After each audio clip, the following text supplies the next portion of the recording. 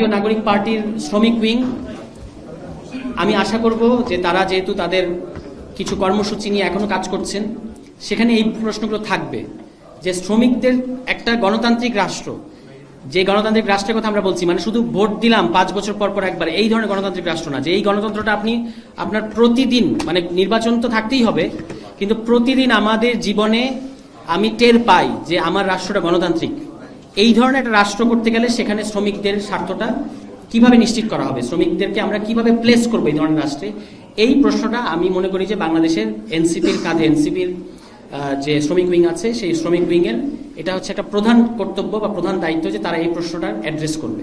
তো সেটা নিয়ে আমি যতদূর জানি যে তারা কাজ করছেন, আমরা আশা করি যে খুব শীঘ্রই তারা এই ব্যাপারে আমাদেরকে পূর্ণাঙ্গভাবে একটা কর্মসূচি কিংবা প্রস্তাবনা দিতে পারবেন যে গণতান্ত্রিক রাষ্ট্রে শ্রমিকদের অধিকারটা কিভাবে নিশ্চিত হবে। এবং শ্রমিকদের অধিকার বললেই মনে হয় যে একটা সমাজতান্ত্রিক রাষ্ট্র করে ফেলার পরিকল্পনা চলছে, ব্যাপারটা কিন্তু একদমই সেরকম না।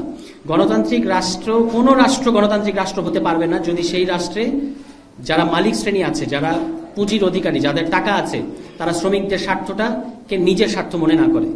এবং এইটা বাংলাদেশে আমরা দেখতে পাচ্ছি যে মালিক শ্রমিক যেমন একটা দ্বন্দ্ব তৈরি করে রাখতে চাওয়া হয়, এই দ্বন্দ্বটা অবশ্যই কিছু স্বার্থগত শ্রেণীগত দ্বন্দ্ব তো থাকবেই, কিন্তু যতক্ষণ পর্যন্ত আমরা একটা রাষ্ট্র প্রশ্নে কমন ইন্টারেস্টের জায়গা বের করতে না পারবো যে কোনটা মালিকেরও স্বার্থ কোনটা শ্রমিকেরও স্বার্থ, ততক্ষণ পর্যন্ত আসলে আমরা একটা গণতান্ত্রিক রাষ্ট্র গঠন করতে পারবো না।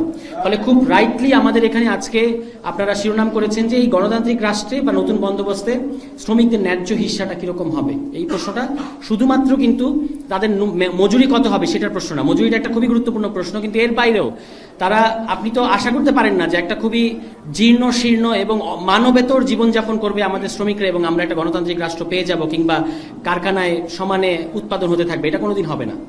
তাহলে গণতান্ত্রিক রাষ্ট্রের স্বার্থেই মালিকদেরই উচিত এই প্রশ্নটা অনুধাবন করা, যেটা আবুল মনসুর আহমদ অনেক আগেই লিখে গিয়েছিলেন। কিন্তু মুশকিল হচ্ছে যে আমাদের আজকাল যারা একটু টাকা পয়সা হয়েছে, যারা একটু মালিক হয়েছেন বা বিভিন্ন কিছুর ক্ষেত্রে তাদের একটু সম্পদ আছে, তারা এই প্রশ্নগুলো বুঝতে চান না। তারা শুধু মনে করেন যে টাকা দিয়ে তারা সমস্ত কিছু কিনে ফেলতে পারবেন, কিন্তু শ্রমিকের স্বার্থ এমন জিনিস যেটা আপনি টাকা দিয়ে কিনতে পারবেন না। তাদেরকে একটা সত্যিকার অর্থে আপনাকে একটা সেই রকম জীবনযাপন দিতে হবে। এবং আপনি দেখবেন এখন যে বিদ্যমান যে রাজনৈতিক দল আছে, আজকেই সংবাদপত্রে প্রকাশিত হয়েছে যে এখনো বাংলাদেশের 6 কোটি শ্রমিক হচ্ছে অপ্রাতিষ্ঠানিক, তথা যেটাকে আমরা ইনফর্মাল সেক্টর বলি, হ্যাঁ, অনানুষ্ঠানিক খাতে এখনো 6 কোটি শ্রমিক। এত বিপুল সংখ্যক জনগোষ্ঠী, তো যারা নির্বাচনের মধ্য দিয়ে ক্ষমতায় যেতে চান, আমরা তাদের কাছে জানতে চাই আপনাদের পরিকল্পনা কি প্রস্তাব, কি জীবনযাপন দেবেন তাদেরকে। শুধু 5 বছরে একবার তাদেরকে ভোটার বানাবেন, এর বাইরে আর কি পরিকল্পনা আছে আপনাদের, আমাদেরকে জানাতে হবে। এবং তাদেরকে আপনাদের বড় বড় সমাবেশে লোক লাগবে, তাদেরকে আপনারা রিজার্ভ ফোর্স হিসেবে ব্যবহার করবেন, এর বাইরে তাদেরকে আপনারা একটা একটা সম্মানজনক জীবন দেবেন না, মর্যাদার সম্পন্ন জীবন দেবেন না। উল্টো আমাদের এই যে সারা ঢাকা শহর জুড়ে যেখানেই আমরা যাচ্ছি সেখানেই আমরা কিন্তু এই অপ্রাতিষ্ঠানিক শ্রমিকরা দেখতে পাচ্ছি, যাদেরকে রাষ্ট্র ব্যর্থ হওয়ার পরে তারা নিজেদের দায়িত্ব নিয়েছেন, তাদের কাছ থেকে আবার এই রাজনৈতিক দলের গুন্ডারা, আপনারা জানেন যে এটা কিভাবে কি ঘটছে, তারা চাঁদাবাজি করতেছে এখন। তা আমাদের প্রশ্নটা হচ্ছে খুব ক্লিয়ার যে অপ্রাতিষ্ঠানিক খাতে শ্রমিক সহ যারা শ্রমিক আছে তাদেরকে আপনি কি ধরনের জীবন দেবেন সেটা আপনাকে প্রস্তাব আকারে হাজির করতে হবে, এটা প্রত্যেকটা রাজনৈতিক দলের দায়িত্ব। এবং যারা অপ্রাতিষ্ঠানিক খাতের যে শ্রমিকরা আমাদের পুরো ঢাকা শহরে আছে, তাদেরকে যেভাবে ভয়ঙ্করভাবে চাঁদাবাজির মধ্যে ফেলা হয়, এইটা থেকে কিভাবে তাদেরকে আমরা বের করে নিয়ে আসবো, এইটাও আমাদের একটা কনসার্নের জায়গা। এবং সেখানে আমরা মনে করি যে আমরা নিশ্চয়ই এই ব্যাপারে আরও কাজ করব যে এই অপ্রাতিষ্ঠানিক খাতের শ্রমিকদেরকে একটা লাইসেন্সের আওতায় আনতে হবে এবং তাদেরকে বিদ্যুৎ সুবিধা থেকে সমস্ত কিছু সুবিধা, এখন যেটা হয়েছে যেহেতু তারা এটা কোনো রকম রাষ্ট্রীয় সুবিধা কিংবা রাষ্ট্রীয় সেবা পায় না, ফলে রাজনৈতিক দলের সাথে তাদেরকে একটা অস্বাস্থ্যকর সম্পর্কের মধ্যে থাকতে হয়। রাজনৈতিক দলের অমুক নেতাকে মেনটেন করতে হয় এবং সেই নেতাই তাদেরকে রাজনৈতিক ক্ষমতা ব্যবহার করে বিদ্যুৎ, পানি, এই সমস্ত তাদের ব্যবসার জায়গাটা ম্যানেজ করে দেন এবং তার বিনিময়ে ওই রাজনৈতিক নেতার কাছে আসলে আমাদের শ্রমিক ভাইয়েরা জিম্মি থাকেন। এই চক্রটা থেকে বের করে নিয়ে আসতে হবে এবং সেই ক্ষেত্রে এনসিপির অনেকগুলো সুনির্দিষ্ট প্রস্তাব থাকবে। যেমন ধরুন, একটা জিনিস হচ্ছে যে আমাদের শ্রমিকরা যারা গার্মেন্টসে যারা কাজ করে তাদের একটা সিংহভাগ হচ্ছেন তারা নারী। এই নারীদের আপনি যদি গাজীপুর কিংবা সাভারে আমাদের এই এলাকাগুলোতে যান, যে তারা তাদের কর্মপরিবেশ, যেখান থেকে তাদের ফ্যাক্টরি থেকে বাসায় যাওয়ার যে রাস্তা, এটা খুবই ঝুঁকিপূর্ণ এবং অনিরাপদ। এখন এইটা আপনি তাদের জন্য কিভাবে নিরাপদ করবেন, এই ব্যাপারে কিন্তু কোনো সুস্পষ্ট নির্দেশনা বা পরামর্শ কিংবা প্রস্তাব কোনো রাজনৈতিক দল কখনো দেয় নাই। আমরা মনে করি অবশ্যই যে অঞ্চলগুলো শ্রমঘন অঞ্চল, যেখানে শ্রমিকরা বেশি বেশি সংখ্যায় থাকেন সেখানে স্বাস্থ্যের পরিবেশ নিশ্চিত করতে হবে এবং শ্রমিকদের যারা সন্তান আছেন তাদের জন্য শিক্ষার পরিবেশ নিশ্চিত করতে হবে। কারখানায় অবশ্যই তাদের প্রাথমিক চিকিৎসার ব্যবস্থা থাকতে হবে এবং প্রত্যেক মাসের 5 তারিখের মধ্যে শ্রমিকদের বেতন পরিশোধ করতে হবে। ন্যূনতম একটা মজুরির আওতায় আনতে হবে সকল শ্রমিককে, অপ্রাতিষ্ঠানিক এবং প্রাতিষ্ঠানিক সকল খাতের।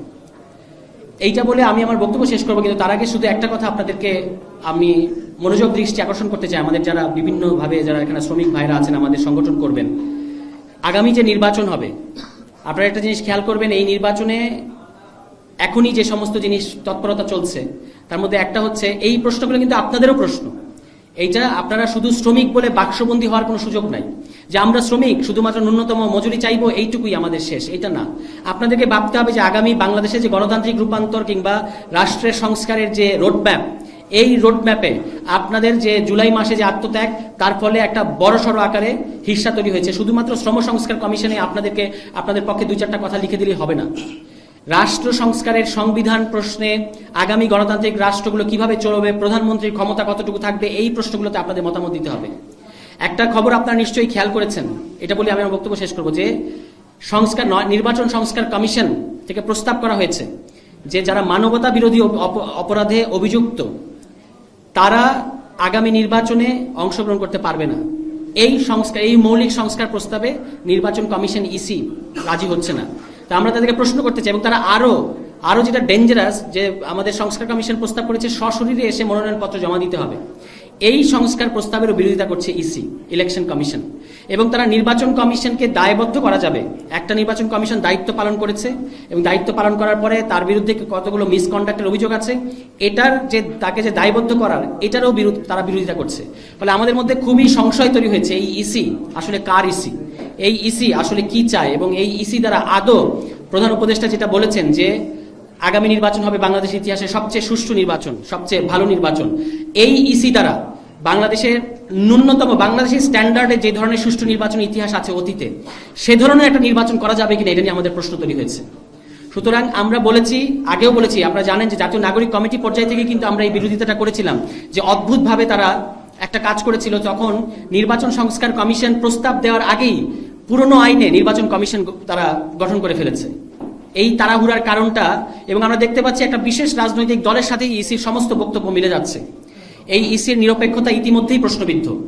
সুতরাং অবিলম্বে আমাদের তরফ থেকে আমরা মনে করি যে এই ইসির পুনর্গঠন করতে হবে। এই ইসি দ্বারা, এটা কোনো ব্যক্তি নিয়ে আমরা আলোচনা করছি না, যে আইন যে বিধান দ্বারা এই ইসি পরিচালিত হয়, এই বিদ্যমান আইন এবং এই বিদ্যমান বিধানে একটা সুষ্ঠু নির্বাচন সম্ভব না। ফলে আগামী নির্বাচনের আগেই ইসির সংস্কার করাটা সবচেয়ে জরুরি। এবং অনেকগুলো আজকেই প্রথম আলোতে সংবাদ প্রকাশিত হয়েছে, অনেকগুলো আশু সংস্কারে যেটা এই মুহূর্তেই বাস্তবায়ন করা সম্ভব, এই ধরনের সংস্কার প্রস্তাবগুলো বিরোধিতা করতেছে ইলেকশন কমিশন। সুতরাং তারা যদি একটা সুষ্ঠু নির্বাচন দিতে চায় বাংলাদেশের জনগণের জন্য, তাহলে তাদেরকে এই জিনিসগুলো থেকে সরে আসতে হবে। এবং এই অন্তর্বর্তী সরকারের কাছে আমাদের আহ্বান থাকবে যে দ্রুত ইসি পুনর্গঠন করুন এবং নিরপেক্ষ নির্বাচনের জন্য লেভেল প্লেইং ফিল্ড এটা এই মুহূর্তে আছে বলে আমরা মনে করছি না।